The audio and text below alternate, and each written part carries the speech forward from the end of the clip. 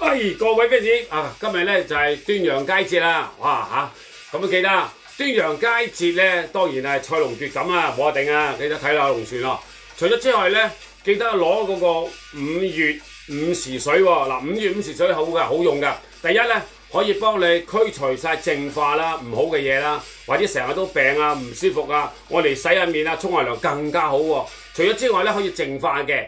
咁啊，由而家開始咧，去到6月8號咧都得嘅喎。去到6月8號咧，新歷嘅6月8號咧，都係五黃界水嘅嚇。